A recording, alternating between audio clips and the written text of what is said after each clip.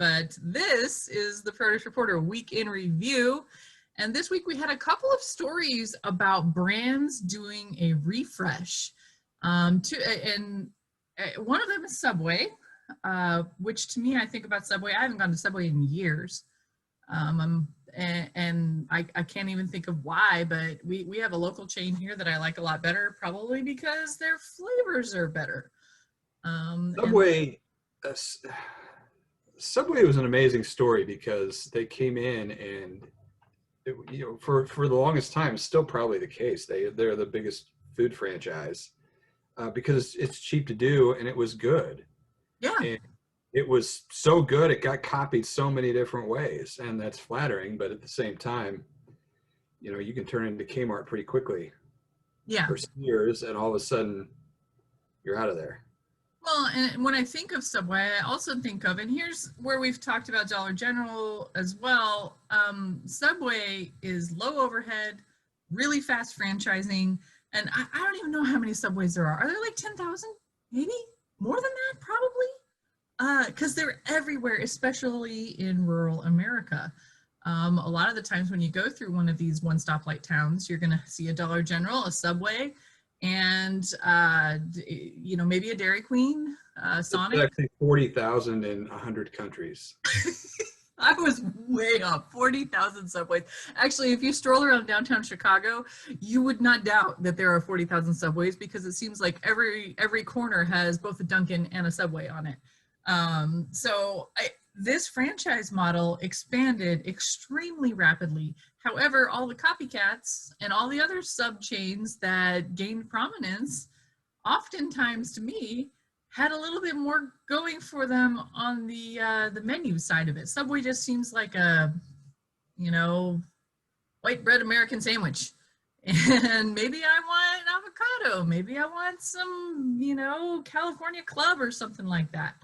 Well, they did test avocado and it became so successful. Now it's a permanent part of their menu, which makes a lot of sense. And the cool thing about this, not that we have anything going for against Subway, we follow them because Subway restaurants buy a lot of fruits and vegetables, especially, the classic lettuce and tomatoes and cut onions and all that stuff.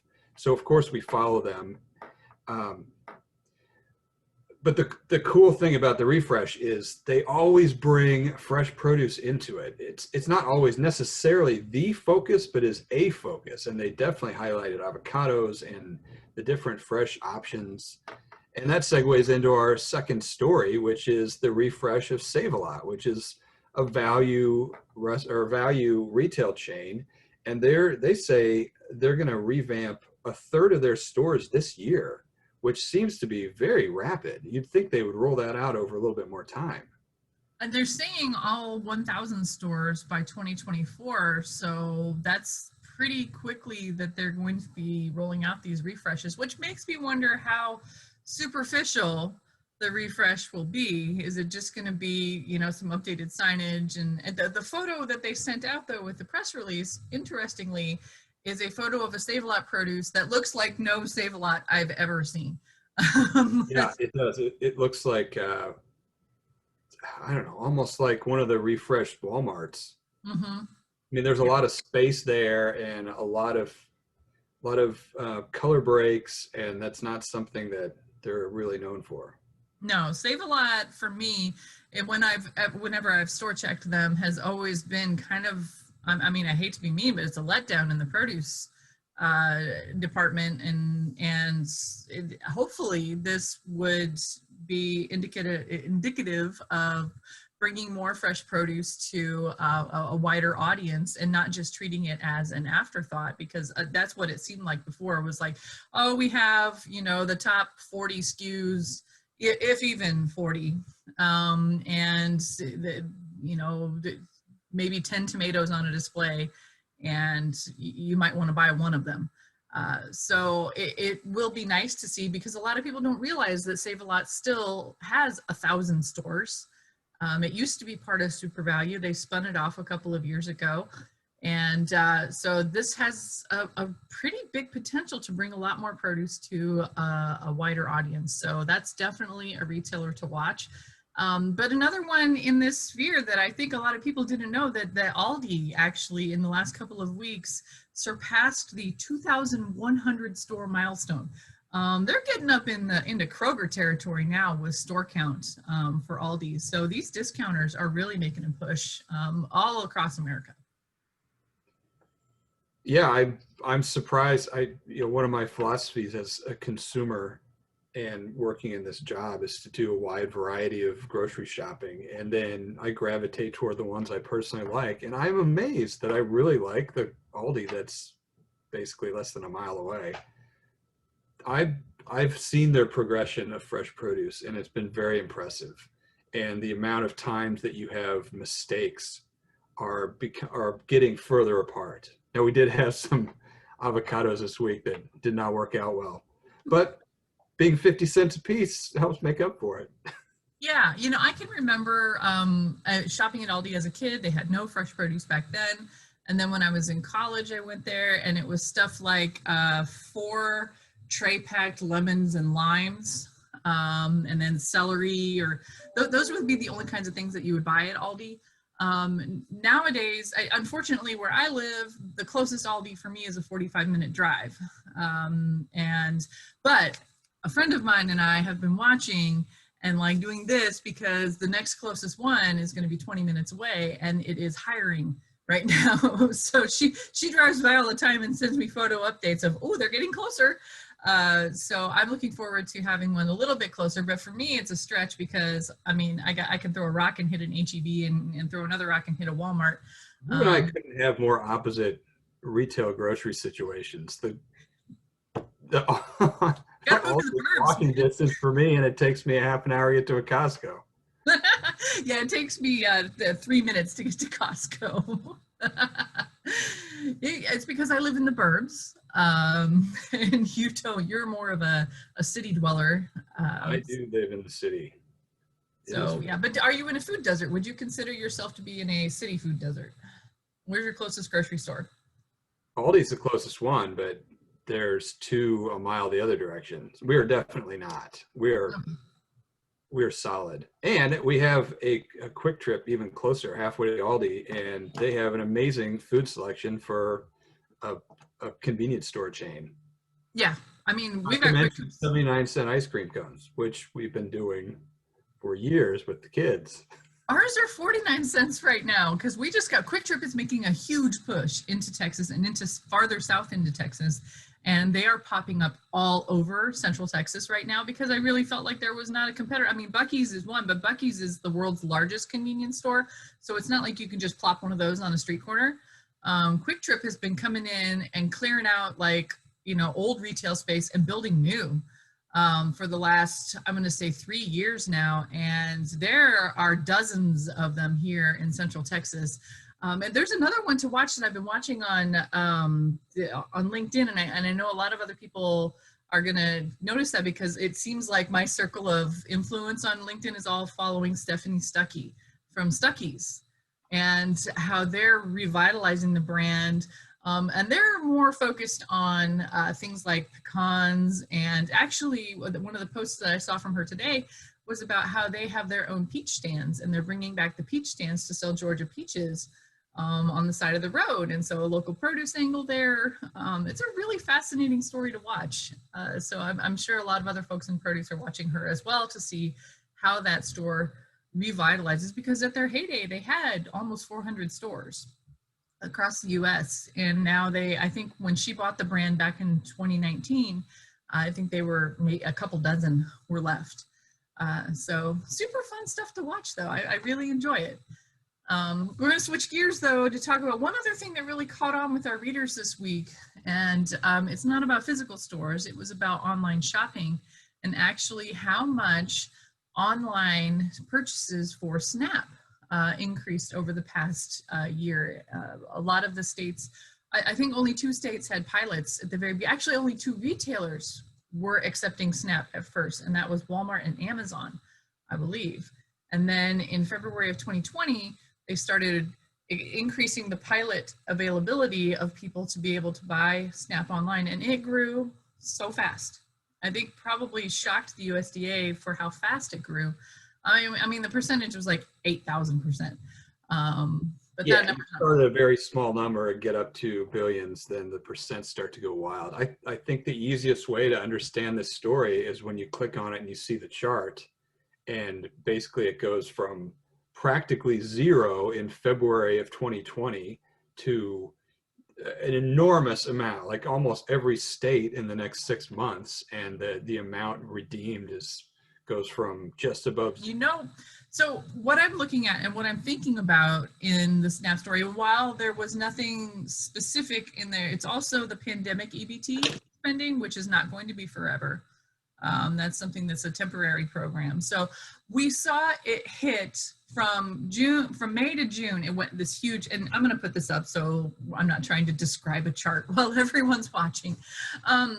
You see this huge jump and then just tiny incremental jumps over the next couple of months. I think once they take the pandemic EBT away, that's going to go down a little bit, possibly. But we're going to be leveling out at a certain number here, and it's a pretty high number.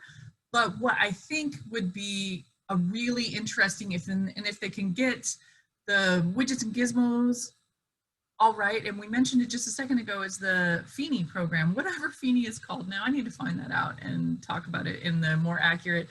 The Food Insecurity Nutrition Assistance, which is what it used to be called, but the matching programs where they'll match SNAP dollars for fresh produce purchases, specifically things that are bought that are local. And I think that online grocery, it just seems like such a seamless way of doing that, because they can code this exactly the way it needs to be, and it could be make that program so much easier and just blow it out and make it way more effective than it is now, than other than trying to do how the program started. The Double Up Food Bucks program started in farmers markets, and that's a super low tech way and a super inaccessible way for a lot of people to buy their produce. It shows a complete lack of acknowledgement of the reality of the system and the reality of the way people eat. And like we said, like, I don't know, a month or two ago, when we found out for sure the food box program was going to get trashed, if USDA is going to replace that with giving people access to either cheaper or free produce at grocery and regular grocery, let's see how that goes. I'm willing to have an open mind about that. But if they're not, then basically they're throwing away a program that got healthy, nutritious food to people, and it's not helping the industry either. Well, when Double Up Food Bucks started, a lot of the retailers, their point of sale systems couldn't handle. There just wasn't they pretty much had to what do you call it, like retrofit grocery stores to be able to understand what the SKU was and how it's working and how this money worked, because the money was coming from private grants to begin with, and now it's got this other program that's actually federally funded. So I can see how they couldn't just immediately go into grocery stores and say, here's this nutrition incentive program and go, because the infrastructure wasn't there. But when we're talking about buying SNAP online, that's just widgets and gizmos. That's just coding. And that's a huge potential to increase the accessibility of these programs with a lot wider audience. Although USDA was careful to point out that the online redemptions for SNAP is only 3% of the total of 8 billion that SNAP is in the US right now. So it's still a very, very small number. And that's actually smaller than the average online grocery. What was online grocery now? Is that 10% now? It's still very small, but I think it has the potential to grow quickly, and it has the potential to implement a lot of other programs on top of it. Yeah, and retailers that have made it through the last 18 months have become a lot more flexible, and really every business has. You have to, I mean, any excuse that that's not the way we do things, that didn't fly over the last 18 months. So no. Yeah, the industry knows online is for real, and is it going to keep growing like this? No, of course not. There's going to be a certain return to normal, but this proves that it can be done, so everyone has to offer it. Yeah, it proves that it can be done, especially it can be done in non-urban areas. It can be done, it doesn't necessarily have to be grocery delivery, which has always been a problem for rural areas, is to make it financially feasible for delivery.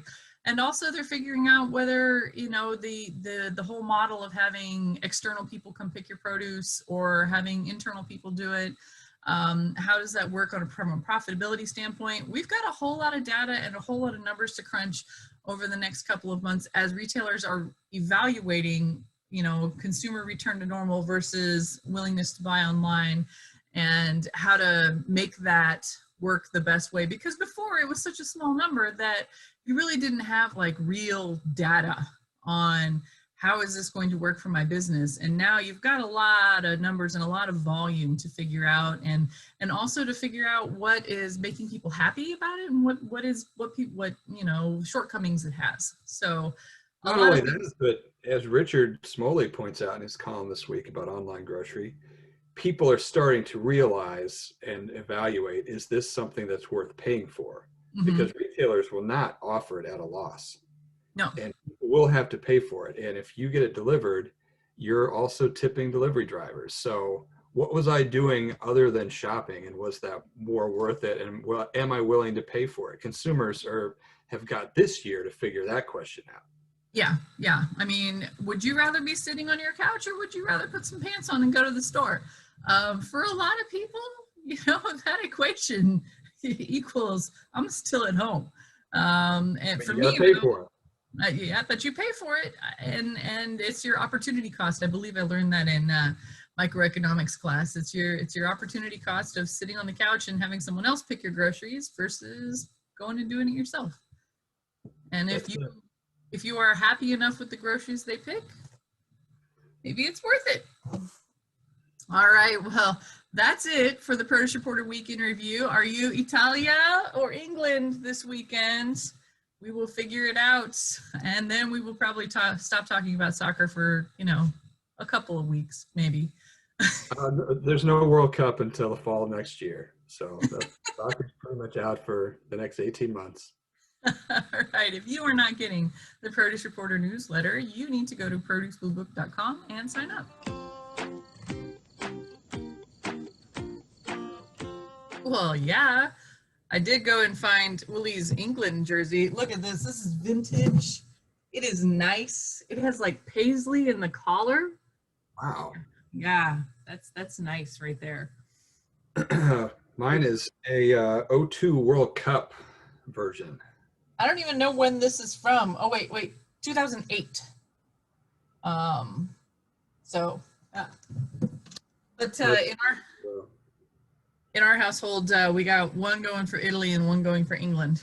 So our jerseys are representative of our preferences here, because every stinking team that we were cheering for is out.